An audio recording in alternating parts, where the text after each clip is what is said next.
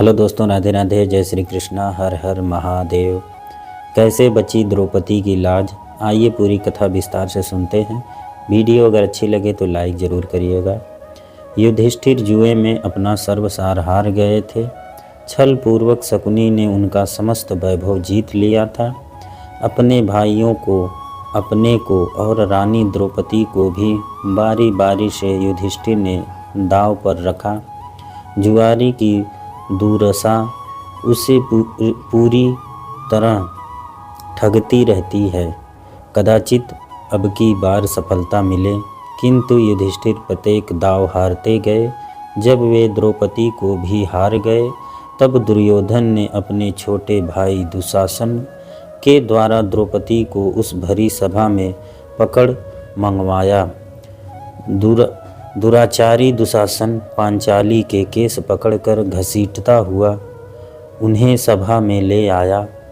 द्रौपदी राजस्व थे और एक ही वस्त्र पहने थी। विपत्ति यही समाप्त नहीं हुई। दुर्योधन ने अपनी जांघ खोल कर दिखाते हुए कहा, दुशासन, इस कौरव की दासी को नंगा करके यहाँ बैठा दो। भरी सभा थी। वहाँ धृतराष्ट्र थे, पितामह थे, द्रोणाचार्य थे, सैकड़ों सभासद थे, वायुवृद्ध विद्यमान थे, शूरवीर थे और सम्मानित पुरुष भी थे। ऐसे लोगों के मध्य पांडवों की वह महारानी, जिसके केस राजस्व के अवभूत स्नान के समय चिंतित हुए थे, जो कुछ सप्ताह पूर्व ही चक्रवर्ती सम्राट के साथ सम्राज्ञी के रूप में समस्त नरेश द्वारा वंचित हुई थी। राजस्व वाला होते हुए भी स्थिति के केस पकड़कर घसीट लाया गई और वह उन्हें नग्न करने का आदेश दिया जा रहा है। होने को वहाँ विदुर भी थे, किंतु उनकी बात कौन सुनता। द्रौपदी ने अपने अनेक बार पूछा। युधिष्ठिर जब अपने आप को हार चुके थे, तब उन्होंने मुझे दांव पर लगाया था। अतः धर्मतः मैं हारी या नहीं, किंतु भीष्म जैसे धर्म ज्ञाताओं ने भी कोई निश्चित उत्तर नहीं दिया। जिसकी भुजाओं में 10,000 हाथियों का बल था, उस दुराचारी दुशासन ने द्रौपदी की साड़ी पकड़ ली। मेरे त्रिभुवन विख्यात शूरवीर पति द्रौपदी व्याकुल होकर इधर उधर देख रही थी कि कोई उसकी रक्षा करेगा, किंतु पांडवों ने लज्जा तथा शोक के कारण मुख दूसरी ओर कर लिया था। आचार्य द्रोण, पितामह भीष्म, धर्मात्मा कर्ण, द्रौपदी ने देखा कि उसका कोई सहायता नहीं। कर्ण तो उल्टे दुशासन को प्रोत्साहित कर रहा है और भीम, द्रोण आदि बड़े बड़े धर्मात्माओं के मुख दुर्योधन द्वारा अपमानित होने की आशंका से बंद हैं और उनके मस्तक नीचे झुके हैं। एक वस्त्रा अबला नारी, उसकी एकमात्र साड़ी को दुशासन अपनी बल भरी मोटी भुजाओं के बल से झटके से खींच रहा है। कितने क्षण द्रौपदी साड़ी को पकड़े रह सकेगी। कोई नहीं उसकी सहायता करने वाला। उसके नेत्रों से छड़ी लग गई। दोनों हाथ साड़ी छोड़कर ऊपर उठ गए। उसे भूल गई राज्यसभा भूल गई, साड़ी भूल गई, शरीर।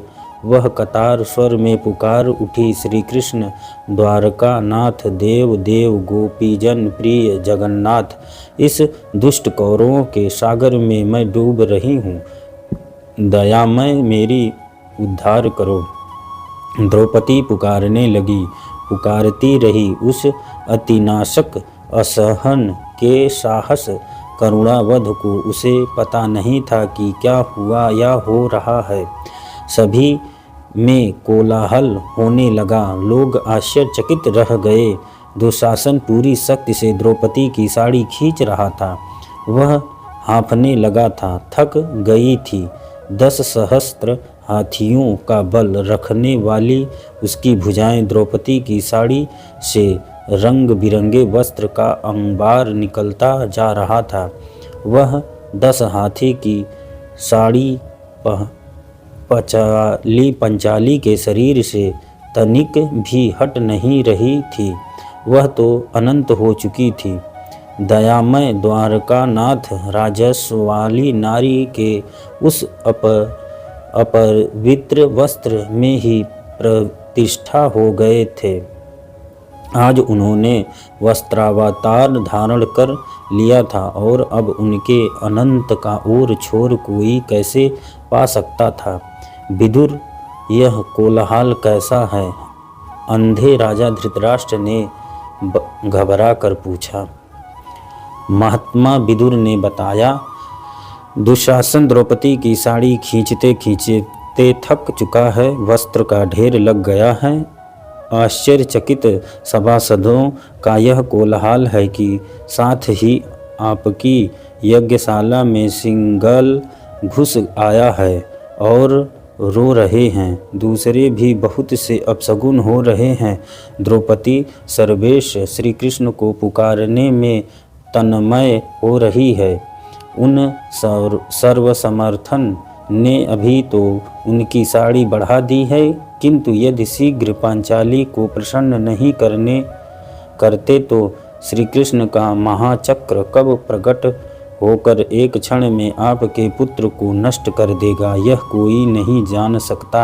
आपके सभासद तो भय व्याकुल होकर कोलाहल करते हुए दुर्योधन की जो नींद कर रहे हैं उसे आप सुन ही नहीं रहे हैं। धृतराष्ट्र को भय लगा। उन्होंने दुर्योधन का फटकार। दुशासन ने द्रौपदी की साड़ी छोड़ दी और चुपचाप अपने आसन पर बैठ गया। वह समझे या न समझे, पांडव तथा भीष्म जैसे भगवत भक्तों को यह समझ नहीं आया था कि द्रौपदी की लज्जा की रक्षा कैसे हुई। कथा यहाँ समाप्त होती है। हर हर महादेव।